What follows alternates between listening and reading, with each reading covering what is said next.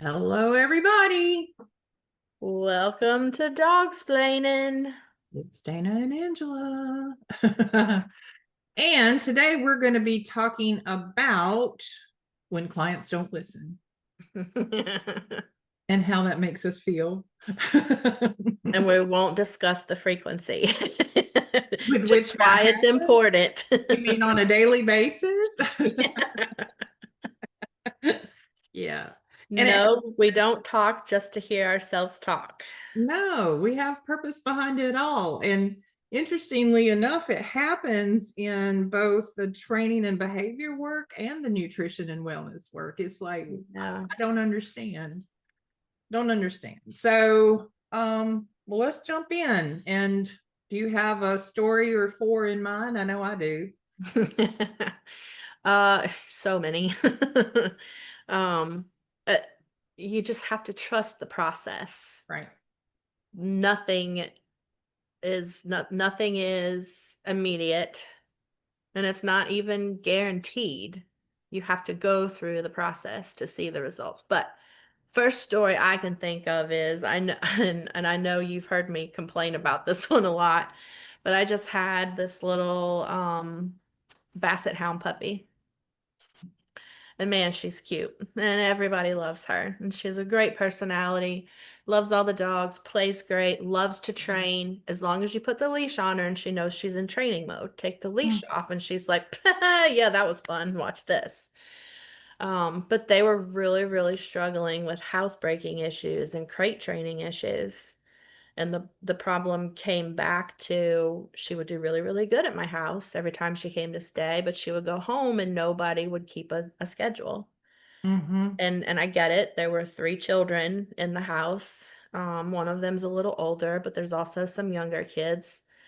And I said, look, if this is gonna work, you have to the kids can't be in control of the puppy because you're telling the kids, yeah, you can go get the puppy and you can play with her, but as soon as she stops playing, you have to take her outside. You have to take her to the same door. She has, and I don't know why they didn't want that follow through.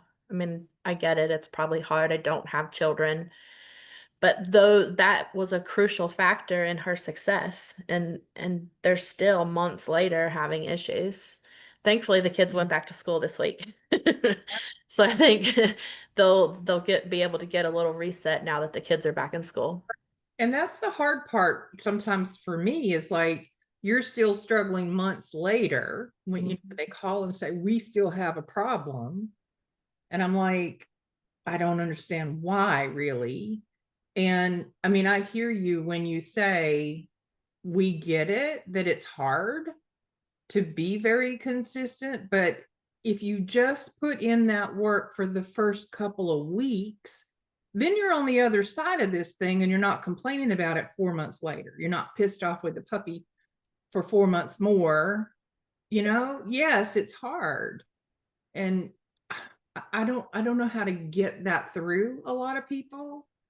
I see it in behavior cases, aggression cases, and I'm like, you're running a boot camp at home. You need a schedule, you need a system, you need a thing, and blah, blah, blah. And you have to do this. Yeah. And 2 days in, they're out winging it, right? And I'm like, this is not going to work. Especially when I do a board and train and I'm doing anywhere from 2 to 4 weeks, like, and we've got a good momentum, we've made great progress. That's for me, that's when it's really, really crucial that you take the advice I'm giving you and the rules and you put them in place immediately because it's especially for a young, impressionable dog, you're going to reverse those weeks of training here in a day Mhm. if you let it get that bad. Right. And you and I do not want to see them waste their money. We just No. don't. I also don't want to waste my time by going even to weekly lessons and telling you all the things. And then 2 days later, you call me and it's gone to shit, for pardon my French, but you didn't do what I told you to do. I don't Yeah. like In that. this case, it's literally gone to shit in her crate. Which is awful. So, I will say this particular client, they've admitted every time I've talked to them, it's human error. It's our fault. And I appreciate that part of it, but at the same time, like let's everybody agree right now. Like let's we have she's getting too old now to still be going to the bathroom in the house Mhm. and in her crate every time they put her in it. And it's going to be that much harder to reverse the behavior.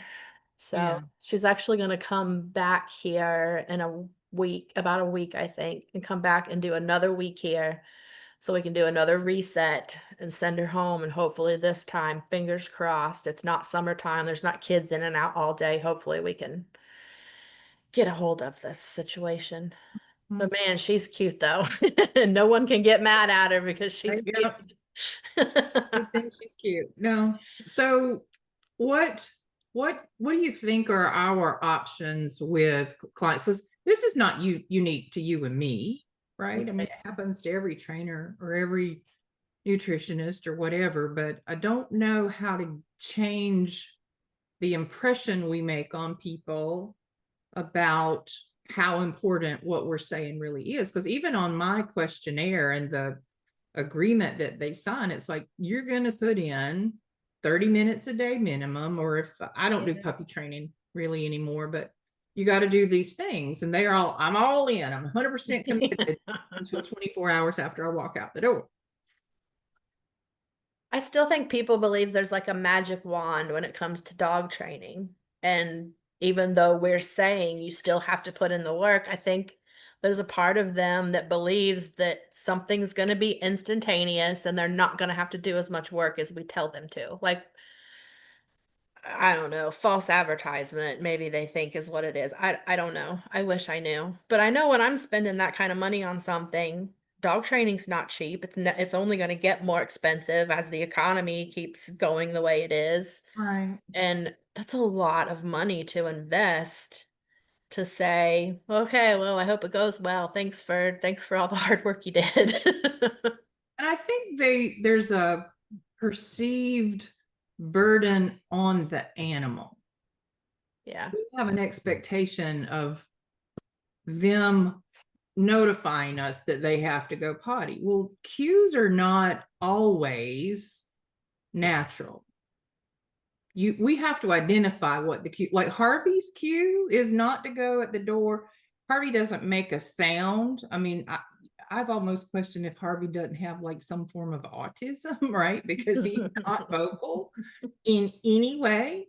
But what I know is if he's sitting on the couch and then gets down and cruises, right? It's an immediate, we're going outside. Oh, yeah. Right. And that's whether I'm on a phone call or in the middle of cooking or watching TV or whatever. Right. It's not hang on a minute. It's we're going right now. And in the absence of being able to do that, like now, he's where I know where he is and he can't go make a mistake. Yeah. So a lot of it is we have to set him up for success. It is really hard when a dog isn't vocal and doesn't tell you, I need Mhm. something. Gouda's been like that her whole life. She Yeah. doesn't, well, she demands things now, but it's more of a, I need a treat or I'm ready to go outside and do something, but it's not a, hey, I need to go to the bathroom. Can you make sure the door's open for me? Right. Exactly. Yeah, she's always been silent. Well, let's talk about a couple of other types of issues. And I have a couple in mind. One is a recent issue. I'm working with a dog that is showing some aggression to another animal inside the home. And obviously, that needs to be addressed. But we started some obedience training because this particular dog that's being a butthead has decided he's in charge of the house. Oh, He's in charge of the other animals. He's in charge of the children. He's in charge of who walks in the door. He's in charge of all things. oh, that's a lot to So, be in charge of. it is. So there's a lot of having to, for lack of a better word, shake things up in his mind to relieve him of duty and say, I don't need your help here. Hmm. Right. So obedience is a core piece of that. Well, this dog knows sit, stay, down, stay, come when called. He knows the basics, but it's not proofed under intense situations. It's not proofed under distractions. And it's also often when he feels like it. Oh, yeah. So he knows what to do. He just doesn't always comply. Well, when you're in control of everything, you get to make the decision when you're. Exactly. So anyway, long story short, we started some back to basics and working on duration to the point of the dog saying, I'm tired of this, right? To prove to him we're going to follow through. Yeah. Don't get to decide not to do that right now or that time's up. It's not up to Yeah. you. And so that's a simple activity that requires the dog's brain to change its mind a little bit, right? We're not Yeah. asking him anything new. We're just building in duration to the point of the dog saying, I've had enough of this. And that is really difficult for people to do, right? Even to say, I want you to put your dog in a down stay in the foyer, out of sight from everybody for the next half hour, just because you told them to. And people are uncomfortable with that. I know. Right? But he'd rather be in the living room. Yeah, he'd rather be on the couch. But He'd no, rather be on someone's ankle. I need you to do that. I need you to do the duration work. And then that duration is going to get longer and longer depending on what thing we're working on. But people have a difficult time pushing the limits a little bit. Again, we're not asking that dog to do anything harmful, dangerous, risky, nothing. Just go lay your butt down for a while. Just asking you to take the reins and establish leadership with them, which is crucial. Even if it's a one dog household, That's right. very crucial to establish leadership. So why do we think there's some emotional issue that says that's uncomfortable to the dog, and therefore the pet parent is uncomfortable doing those tasks?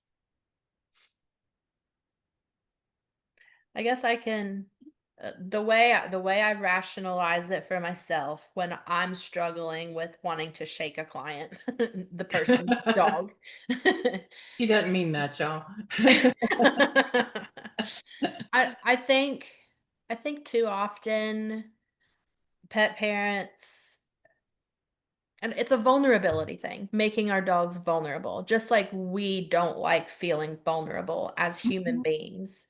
But our animals are different. They're not human beings. Vulnerability, uh, animals experience emotions, yes. I don't know that vulnerability is one of them. As far as a human trying to give direction and establish leadership and set good, clear boundaries for our pets. Now, if we're talking like dog on dog aggression, that's a completely different story. Yes, there is a vulnerability for animals. Angela, Yeah, hold on. I got to make sure we're recording. Oh, yeah, we are. you Okay. are. Sorry. Yeah. um, so I think we're anthropomorphizing vulnerability on our animals. And that's not the case in their minds. They have the mental capacity of a 2-year-old. They Mhm. need and want to be told what to do and when to do it and how to do it. Yeah. And even these dogs that are quote unquote on patrol, guardians of the house, guardians of the family, trying to rein everybody in and control all those moments, they still need somebody that says, I'll take it from here. Yeah, yeah. Yeah, if I'm dealing with a client that has a protective breed or a herding breed, I say, look, the golden rule is for any dog, really, like you're gonna alert bark, right? I'm never gonna tell a dog you can't bark. I'm never gonna Right. punish a bark. You can alert bark. But at the moment that I say, okay, that's enough, that's when it Agreed. needs to stop. Agreed. Absolutely. And so it's in those duration moments of do this until the dog decides he's finished, and you say, oh, but you're not. Yeah. Yeah. nope, not right, not yet. Yeah. That's where we start in a very simple moment. We say to that animal, I'm in charge. I, the human, thank you for your work, but you're not done. Yeah. So that in the future, if I'm out speaking to someone or someone's come into my home or whatever, and I tell that dog to downstay, I expect him to hold it until I tell him he's done. Yeah. There's also a disconnect. People get really people get emotional about having to correct a dog. And correction isn't always an aversive. No. Correction is telling that dog, I didn't tell you you're all done doing that yet. Go back to that downstate. That's a correction. Right. And it's completely force free. There's no harm done. There's no emotional strain. It's you weren't done. Go back to the downstate. I'll tell you when you're all finished. Mm-hmm. Yeah. Yeah. And even in those same elements, the humans sometimes do move into a state of frustration because the dog didn't finish the time, right? Or whatever. And that's going to happen. And so I even have like a blog post that talks about the resistance your dog is going to give you, because they're Mm-hmm. going to challenge the authority. And then the duration work, and I call it waiting on the breakthrough, waiting on the dog to get the, oh, you really are calling the shots around here on Yeah. every little thing, all the little things, like when my food bowl goes down, or when the door opens, or when my crate opens, or whatever those things are. I am not in control of. You are, dear human. And, we're going to have that resistance, even the human. And so this is what really this conversation is about, the human resistance to those changes. Yeah. So, And it's like the follow through is so important. yeah. Yeah. So, But okay. the end result is incredible. The end result is having those mental battles a few times and then it clicks and then you are in constant communication with your dog and there's no more battle, there's no more frustration. Exactly. It's a breakthrough in which the dog yields and says, I will look to you for what I am to do next. Yeah. And that's where a lot of things shift. That's where a lot of magic happens, right? That's Is where you see anxiety go out the door because the dog's not anxious anymore trying to figure out what he should do. right. And so I think sometimes too, we'll see that, we'll make some progress, and then a few days in, it's like everybody sort of slacks off a little bit and the dog sees an opportunity, and we have to work through that again. But that's normal, that's Yeah. part of the process. Yep.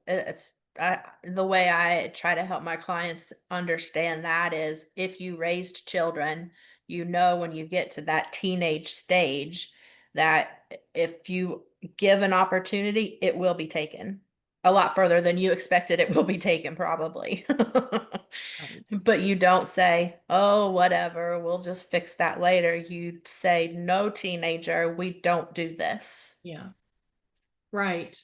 And for some dogs, and I've had one of those dogs, people are always looking for, well, when can we sort of slack off? When can we back down the level of intensity? And I'm like, the whole goal is that this becomes your new normal, that it's not a training session every day. It's I told you to go lay down, and they do. Right. And that's really all the energy it takes to start to make those things happen.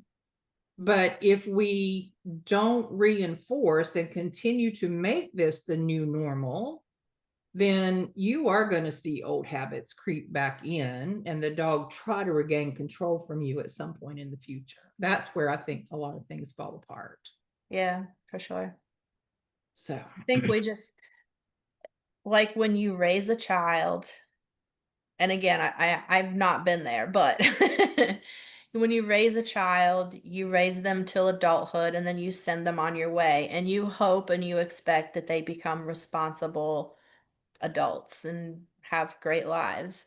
But with dogs, it's not the same. You can't raise them to a certain point and say, okay, you're free, you're out on your own, the world is your oyster, have at it. Mhm. Dogs will always need our guidance and leadership. Right. Yeah. And I think that's especially true with these reactive dogs, aggression issues, high anxiety dogs, that you really do have to make some changes in what normal looks like. Mm-hmm. So, Yeah. The right. expectation changes forever, not for a month. Mm-hmm. What other stories do you have? Oh gosh, let's see.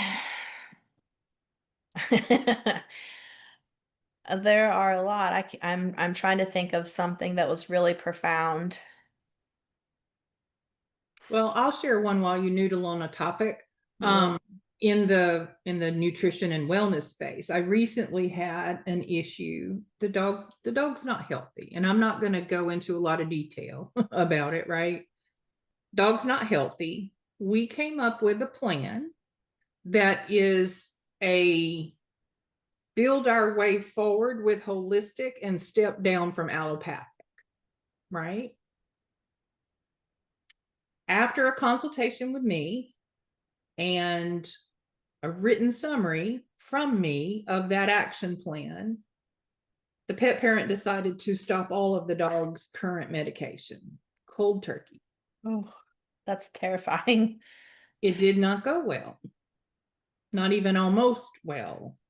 And I get a phone call that the dog's in really bad shape, and they're like, I did what you told me to do. And I'm like, oh, no, you did not. And I'm like, on paragraph 2 sentence 3, it says, in a few months, we will consider stepping down, right? Or and even I hope that at some point we can eliminate this, but right now that's not our priority. We've got to rebuild. And so a lot of times I think they just move way too fast. And I see that in training as well. Mhm. Client sends me a video the other day from the morning after our lesson. Dog is at least 50 feet from him down the street in a downstay, which is beautiful. And he's walked way down the street. And I'm like, the whole reason you called me is because your dog is a butthead to other animals in the neighborhood when you're out walking. How do you know one's not going to round that? Right. We want the immediate results. Right. Wave your magic wand. And I love that your dog can do a downstay with you being 50 feet from him. But what would you have done if little Fluffy came round the corner in that moment? Yeah. You're not ready for that. After you changed your drawers and put clean ones on. Yeah. Yeah. And I mean, I get it. The pet parent is so proud of the dog's accomplishment, but there is far too much risk in what just happened. Yeah. I agree. We need to celebrate the small successes when it comes to behavior and obedience, but you always have to have the end goal in mind. So, Mhm. yeah, that downstay was awesome. Reward them for that, but don't think that you're anywhere near that end goal. Yeah. Yeah. It's And good I to, see it too with, dogs that don't like people coming inside the home. They don't like the handyman showing up or yeah, whatever. Um, your dog may never be one that can greet the handyman at the door and invite them in. He yeah, may need to be in his crate while the handyman's doing a handyman job. yep, And that's okay. We need to accept that. We need to understand that they're not going to be friends with everybody. And so don't set them up and don't set the little handyman up to be at risk. Even that, if you even if it's gone well the last 5 times, number 6 may fall apart on you. yeah.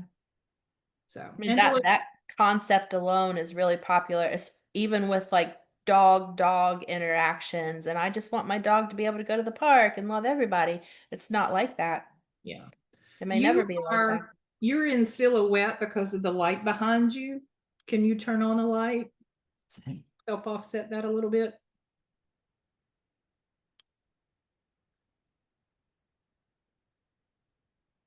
How's that? That's better. We see your lovely face now. It just got dark. I may need a nap now. Gouda's already taking one right here. So what else you got? Um, I did think of a pretty $1,000 worth of not follow through situation. And I'm not going to name any names because I don't know if this person would whatever. I'm not even going to say the breed because it's unique, but I trained two dogs. Um, I trained one dog when he was younger, and then a year or so later, they got a second dog. I trained the second dog. Both dogs were large breed dogs. They trained really good. We even did e-collar work. I had them doing off-leash stuff like champs. And I boarded a few times after training, but I always would check in. Hey, how are the boys? How are things going? Do you need help? Because I knew follow through wasn't happening. Mhm. And not too long ago, I don't know, maybe 3 or 4 months ago, I found out that this particular client was paying thousands of dollars again to another trainer to have the dogs retrained. Oh no. And that's just way too expensive. Sure. And when I found out, I actually reached out to the trainer just to say, hey, I trained these dogs before. One of the big issues I had was follow through at home, like just so you don't set yourself up for a lot of frustration. I want you to be aware of it. Mm, So that was interesting. yeah.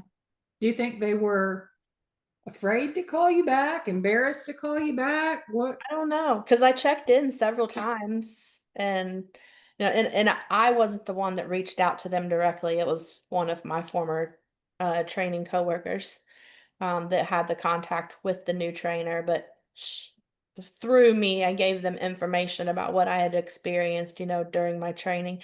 I would say probably some embarrassment because, yeah, I reached out several times to see how things were going over about a year and a half, 2 year time frame and never got a response. I wonder sometimes if they think that we failed as trainer. We didn't do the right training or we didn't get it right. And then they just don't want to talk to us anymore because they believe we're the problem, you know? I'm And sure that that happens. Yeah. and I would rather you tell me that. It goes back to our video we did on Don't Ghost Us, Yeah. right? Yeah. Whether you say, it didn't work or I'm unhappy or whatever, and then let's try to figure that out, even if Yeah. it's mean you go somewhere different. Yeah. But yeah, Because I'm going to say, okay, well, it didn't work. We got to try something else. Like absolutely. I'm here to help. I've already invested in your animal's welfare. Like I'm not going to, blow you off because you told me that things weren't successful. I'm going to help, even if I take Right. a loss doing it. That's right. I've had two cases recently where on one of them I don't know very well yet, but the the client told me that they've been with a trainer for 4 years and the dog still isn't able to be walked. Wow. That hurts my soul. Yeah. Really. That's unreasonable. Agreed. And so I don't know is I have no idea. Are they still paying for 4 years worth of training? I mean, I just don't know. But I'm like, that's not how this goes. And at Mm-mm. some point, I think the trainer should have an obligation to say, what I'm doing is not working. We need to bring in some outside help, or you need to do something different, or I give up, or something. Yeah. But the pet parent also needs to be bold enough to say, this is not cutting it. I need to try something different. Yeah. I mean, we fire clients. Clients are allowed to fire us. If it's not working, it's not working. Right. Agreed. And then the other one was an interesting case. I did go see them. They've had a trainer for a year who had a guarantee program, right? We guarantee. And for an entire year, they've been trying to fix this dog's reactivity. Big dog, unable to walk well in the neighborhood, very reactive, all the things. And they're meeting this dog with a lot of excitement, out on the walk rather than a lot of, hey, knock that off kind of attitude, right? And again, Yeah. that doesn't mean we're harsh and punitive or any of those things. It just means we change the way we lead. We don't lead with excitement and enthusiasm and woo, what a good boy you are. It's let's go, right? You understand what I'm trying to get at with the difference there? So I showed up and I said, what, I don't understand. Why are we cheerleaders and pom poms all of the time if this dog is staying at an escalated level? Well, that's what our trainer told us to do. One of those force free, all positive, everything's cheerleaders and pom poms, and I'm like, okay, we don't have to be punitive, but we do have to be different. Yeah. And literally in a lesson, they're like, I feel so much relief. I feel so much more in control of this animal. So they're one I need to follow up with and see how they're doing. But I don't understand these year-long or God forbid 4-year-long programs that are not achieving a result of any kind.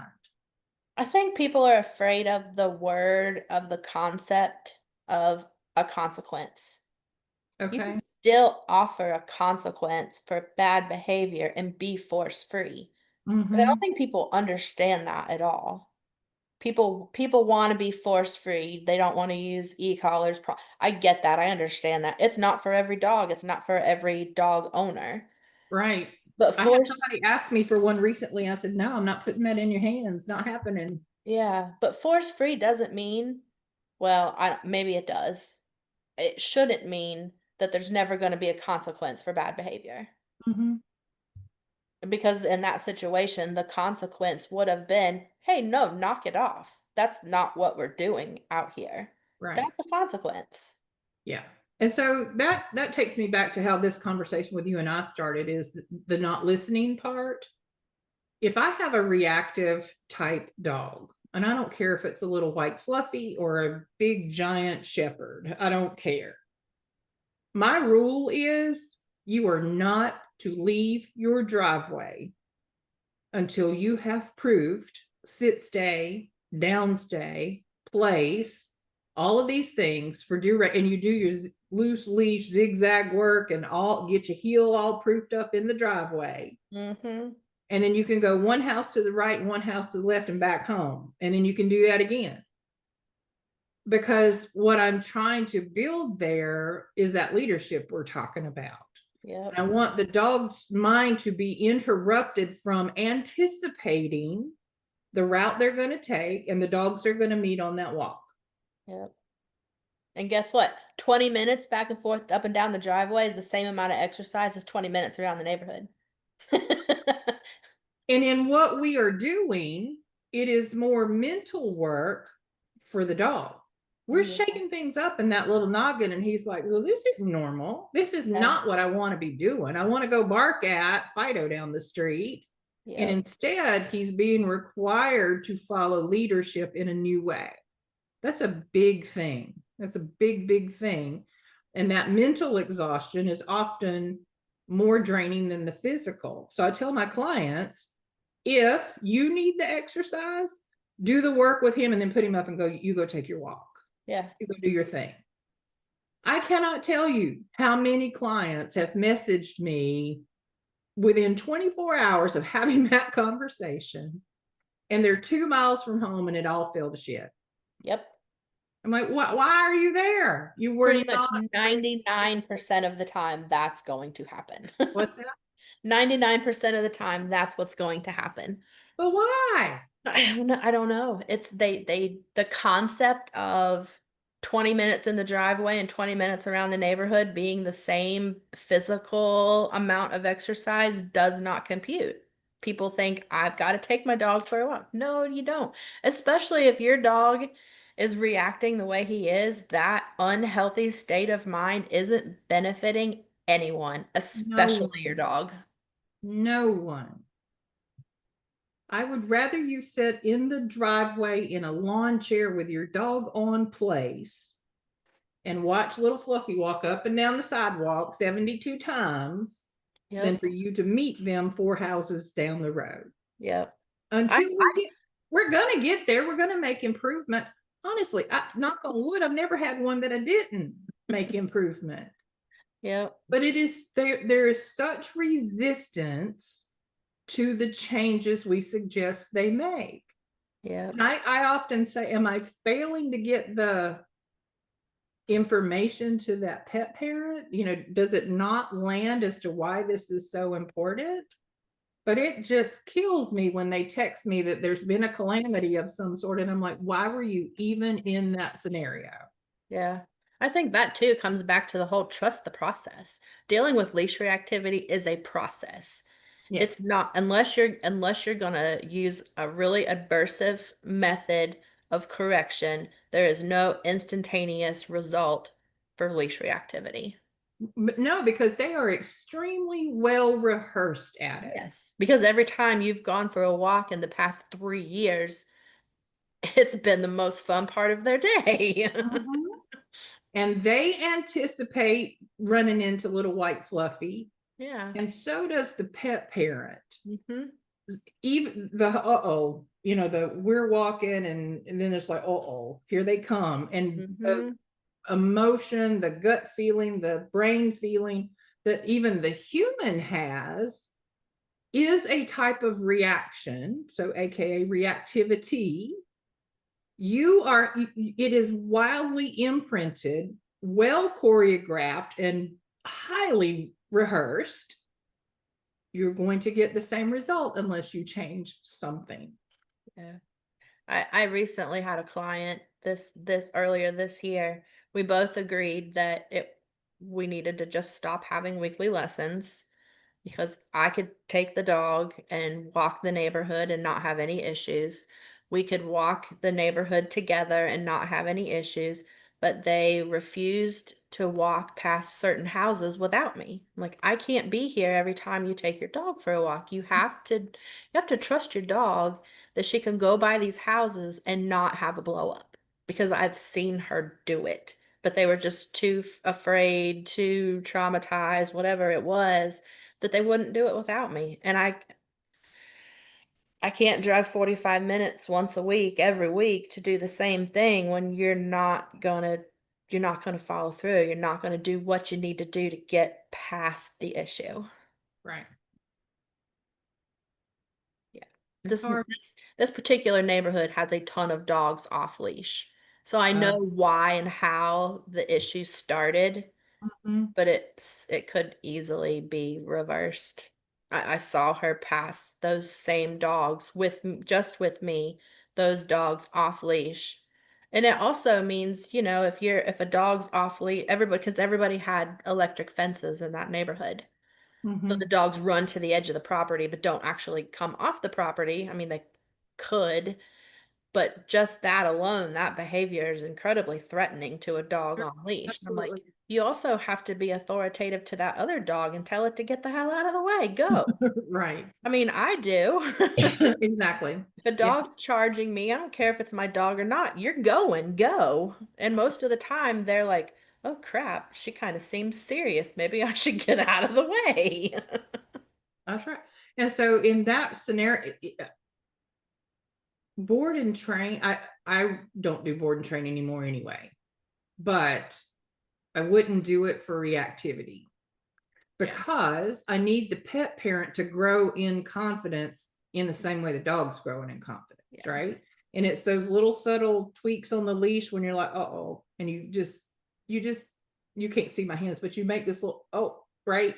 And the dog feels that. The dog senses your emotional change and all of those things. So I'm like, no, you're going to go through all of this with them, layer by layer.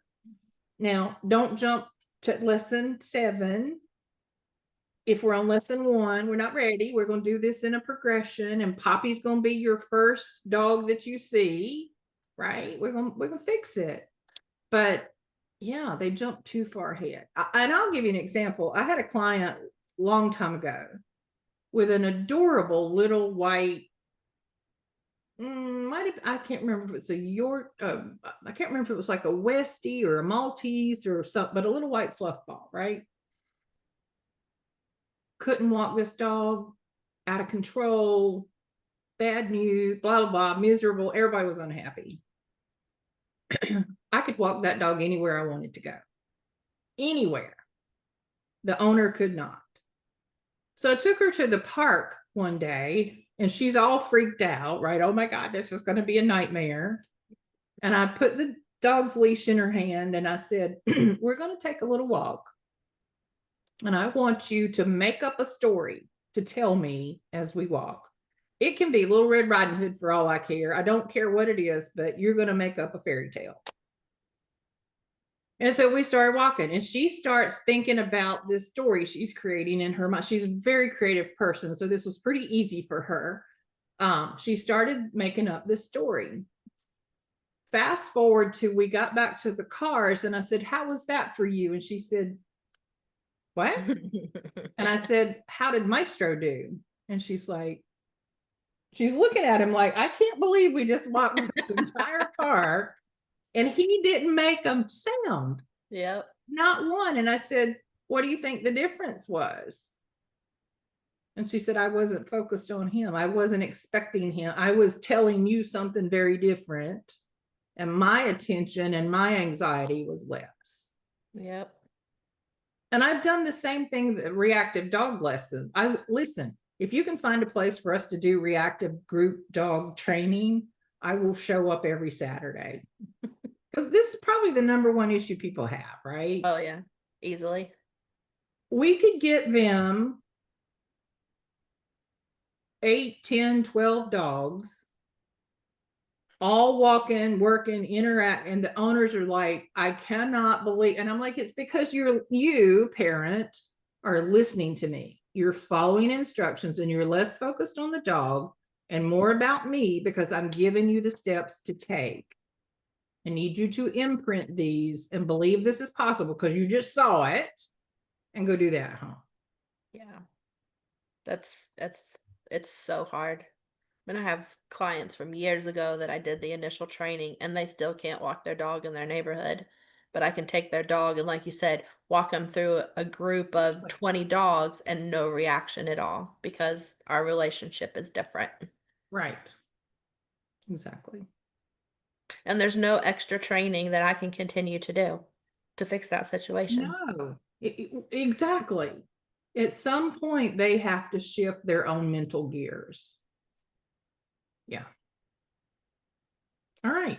So, any other stories before we wrap this up? This kind of took a couple of different paths, but I like it. Yeah. Well, I don't have anything in particular, but we've talked about training and we've talked about like lifestyle changes. Do you have anything nutrition related where the follow through didn't happen? And I'm sure I could think of something. Sure, there are many. One, don't stop what you're doing until you're instructed to do so. Trust the process. Don't make it worse. That's step one. But yeah, I mean, I see it all the time where we're talking about your dog didn't get unwell overnight. It's going to take some time to heal and it's a process. Yeah. And allergies are a big example of this, right? Because one of the things that I say is it might get worse before it gets better. Because as we start doing some detox work, it's got to push things out. Right? And a lot of times that is a skin flare up, maybe diarrhea, those kinds of things. But it's normal. And people panic. And so then they quit everything. Yep. Go back to the Apoquel. Right. And so then 6 weeks later, it's like we're starting at square one again. Yep. So I don't want anybody to be in a crisis. There's something called a healing crisis, a Herxheimer response. We don't want that. But when it happens, it kind of goes back to you in the one you were talking about. Call us. Don't ghost us. Don't be like, oh, you made this worse. Say, it is worse. What can I do to get through this? Yeah. Yep. We can slow things down. We can do a lot of soothing options. You can be scared to death and say, I don't want to do this anymore, but let us help you even make that stop, right? Because yeah, it sometimes gets way worse before it gets better with those types of things. Well, I mean, the parallel to the behavior stuff is there's a lot of similarities. Like it is a process, one thing at a time. So like, don't do everything all at once. Don't stop everything all at once. That it's a hard process for a lot So of that's an people. important step. Even if I'm starting, in most cases, things are customized. We need to understand that too. And I think it's important that people understand when you go on Facebook and you ask a group of 17,000 people, what would you do? You're going to get too many responses, and you're going to most likely get responses that aren't right for your dog. Yeah. Yep. And in some cases, it's well, I heard or I read or this worked for my friend's sister's hairdresser's handyman. Right. Right. You know what I'm talking about. Yeah. You need a custom plan. And so we just have to be real careful with those things. I had a point that I was going to make, and then I've gotten tickled and distracted. Where was Oh, I it was going with that? I think I know where you were going, starting too many things all at once. Oh, yeah. So even as simple as probiotics and digestive enzymes, right? If your dog's gut has been unhealthy for the last 3 years and you start throwing probiotics at it, there's a couple of possibilities. It's not enough probiotic, or it's going to make things worse. Because the body's like, whoa, Yeah. What just whoa. happened? And so even introducing a probiotic in most cases, I'm like, I want you to do it twice a week for a couple of weeks, and then every other day, and then build your way to daily. But don't start with the full dose of most supplements, and don't start 14 new supplements simultaneously, because then you won't know which one worked or which one caused the problem. It's the same with anything we would put into our own bodies. Do the same thing for your dogs. Yeah. Like I'm on week 3 of the microbiome reset. Yeah. On week 3, I'm actually seeing some good changes. I like this That's awesome. product. Yeah. But it Yeah. was slow. I thought, man, this is gonna take forever. Like every other day, and then once a day, and now 2 a day. It is slow, but the results are there. Trust the Yeah. process. And if you had not trusted the process, then you may have not felt well. Yeah. Oh, I would have put my body into major chaos and distress. Exactly. Yeah. Yeah. So for those of you listening to this who Angela's talking about the women's microbiome gut health reset protocol that we had presented to us a month or so ago. And that's available to any women that are on my community forum. So we can get you resources for that too. Good stuff. Reach out to Dana for more information. All right. Well, this was awesome. Thank you. Yeah. Trust the process. Maybe we Trust need to get, maybe we just need to get t-shirts done with our logos and just trust the process instead of Have anything you seen the fancy. girl that does help I wrecked my house? And she shirt. So I'm going the wrong way. It's just a little lettering that kind of comes around the curve of the neck, but only on one side. Yeah. It's build your happy. Maybe we need it to say create your wellness or build your Yeah. wellness or something. But I think the location she has of her embroidery is really cute. Yeah, that's creative. Yeah. So, all right, everybody. You can reach Angela at Number 4, number 5, number 6, canine, CANINE, coach, COACH at gmail.com. and I'm Dana. My website is welloiledcanine.com, and you can find all of my other contact and Facebook group and all those things there. So we'll see you next time. Have fun.